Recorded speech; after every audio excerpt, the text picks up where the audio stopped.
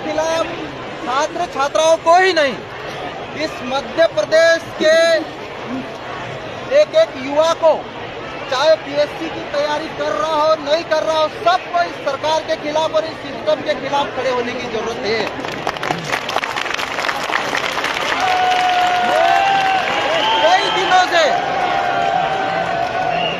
मैंने कई दिनों से न्यूज़पेपर के माध्यम से, अखबारों के माध्यम से मैंने पढ़ा कि 5-5 साल से परीक्षा देके बैठे हमारे छात्र छात्राएं, लेकिन उनके रिजल्ट, फाइनल रिजल्ट जारी नहीं कर रही सरकार। और तो सबसे महत्वपूर्ण बात यही है कि जब छात्र छात्राएं इतनी कड़ी मेहनत करके जब परीक्षा लिखते हैं और रिजल्ट आता है, किसी का सिलेक्शन हुआ, किसी का सिलेक्शन नहीं हुआ, हर किसी की जिज्ञासा रहती है कि उन्होंने कितना लिखा, नंबर ज्यादा दिया, कम दिया। मेंस की कॉपी छात्र छात्राओं को दी जाए, छत्तीसगढ़ में दी जा रही है। अन्य राज्यों में जब छात्र छात्राओं को मेंस की कॉपी देखने को दी जा रही है, तो मध्य प्रदेश सरकार को क्यों डर लग रहा है छात्र छात्राओं को कॉपी देने?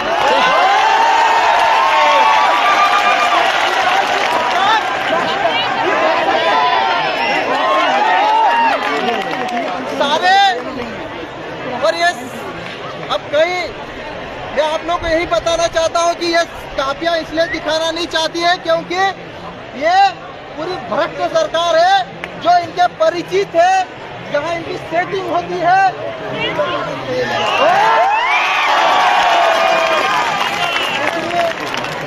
दूसरी आप लोगों को मैं बताना चाहता हूँ कि जब एग्जाम होती है, हर प्रतिवर्ष पीएससी परीक्षा देने वाले छात्र छात्राओं का जब रिजल्ट आता तो हमारी नजर रहती, निगाह रहती।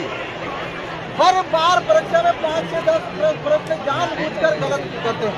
आप बताओ, जिन लोगों को पूरा प्रदेश, पूरी सरकार चयन करके भेजती है, यहाँ पे सिस्टम बनाया, आयोग बनाया, तो ये क्वेश्चन गलत कैसे हो सकते हैं?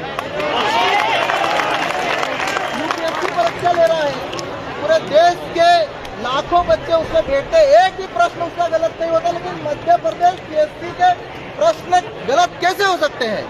ये भी एक जानबूझकर प्रश्न गलत करने का एक घटना ताकि इनके परिचितों के नंबर बढ़ाए जा सके। साथियों, आप लोगों ने मुझे भले नहीं बताया, लेकिन मेरे को इस आंदोलन की खबर थी और मैंने मध्य प्रदेश विधानसभा में आप लोगों की जो भी जेन्युइन मांगे थी, मध्य प्रदेश विधानसभा के अंदर इसको उठाया है। और जब उठाया तो शिक्षा मंत्री इंदर सिंह परमार क्या बोलता है कि छोटी सोच है। मंत्री जी को शर्म आना चाहिए।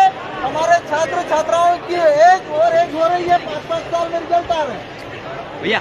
बहुत सारे छात्र छात्राओं की उम्र निकलने के बाद में पीएससी फार्म इनको रिजेक्ट मार देती है। तो क्या इंदर सिंह परमार को थोड़ी भी शर्म नहीं है?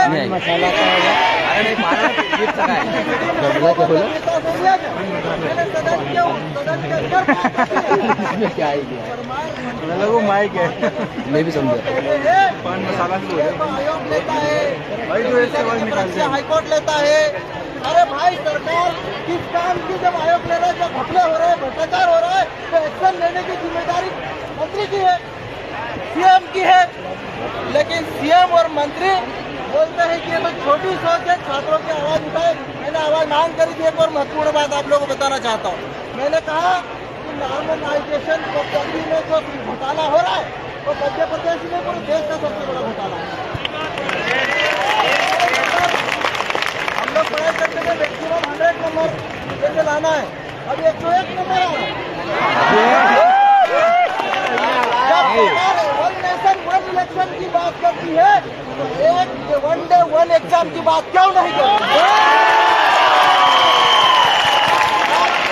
मैं आप लोगों से मैं कहना चाहता हूँ, जब तक सरकार अपनी मांगों में फाइनल निर्णय नहीं ले, तब तक ये छात्र छात्रा यहाँ से उठना नहीं। इंदौर के और अभी तो इंदौर के संभाग के छात्र छात्रालय के लिए आप लोगों को मैं बताना चाहता हूँ, जब तक मैंने सीधा मंत्री जी को चैलेंज किया है कि जिस प्रकार उत्तर प्रदेश में छात्र छात्राओं ने पूरी सरकार को घेर लिया, सरकार को मानने पे मजबूर कर दिया, वही उत्तर प्रदेश में हमको करना है। जब तक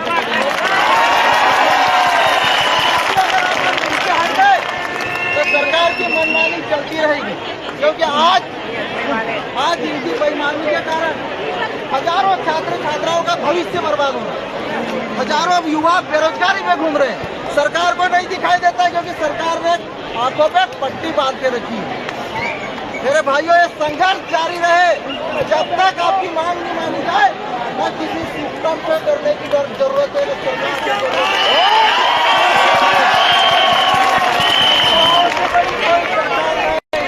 छात्र छात्राओं से बड़ी कोई सरकार नहीं। जिस दिन युवा और छात्र छात्राएं अगर एकजुट हो जाएंगे, और ये हक, ये आपके भविष्य की लड़ाई है, आपके स्वाभिमान की लड़ाई है, और इस लड़ाई को किसी भी कीमत पर जीतना है। किराना अलावा जब जब आपको जरूरत लगेगी कि आपके साथ तो ठीक है।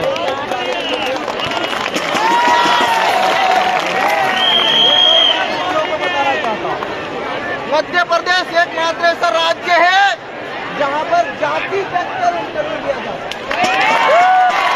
किसी भी राज्य में जाति देखकर इंटरव्यू नहीं लिया जाता, रोल नंबर के आधार पर इंटरव्यू होता है। और यहाँ मध्य प्रदेश एकमात्र ऐसा राज्य है जहाँ पर जाति के आधार पर नंबर दिया जाता है। यहाँ पर ये पूरे भ्रष्ट सिस्टम को उखाड़ के फेंकने के लिए आप लोगों को आगे आना पड़ेगा। मेरे भाइयों, जब तक आप लोग लड़ाई नहीं लड़ोगे, क्योंकि ऊपर से नीचे तक पूरा भ्रष्टाचार भरा हुआ है। आप लोगों से मेरा यही अनुरोध है कि इस लड़ाई को और या पार लड़ना है, इससे पीछे मत हटना है। जब तक सरकार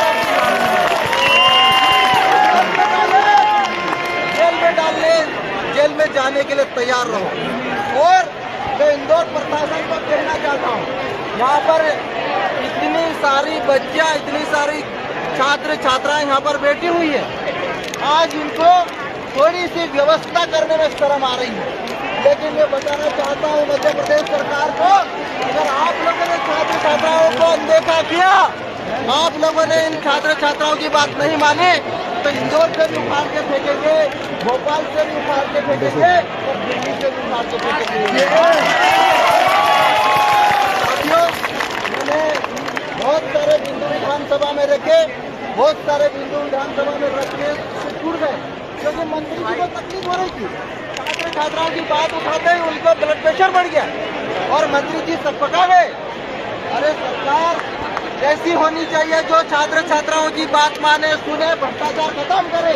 यहाँ तो ऊपर से नीचे तक गले तक भ्रष्टाचार बना हुआ है। तो इस भ्रष्टाचार के खिलाफ पूरे प्रदेश के युवाओं को, छात्र छात्राओं को एकजुट होकर लड़ना पड़ेगा। जब भ्रष्टाचार को उखाड़ कर फेंकने की जब इतिहास में कहानी लिखी जाएगी, तो उसकी शुरुआत इंदौर के छात्र छात्राओं से होगी। मैं यही कहना चाहता हूँ। और आप लोगों के साथ हमारा, आप लोगों के साथ पूरा संगठन खड़ा है, पूरी टीम खड़ी है। साथियों,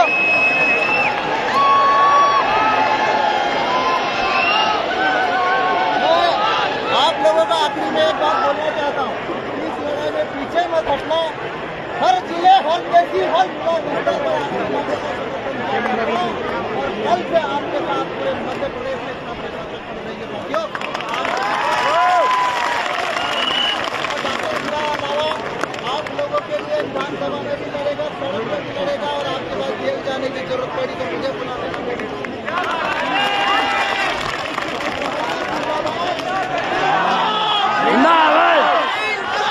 जिंदा जीतेंगे,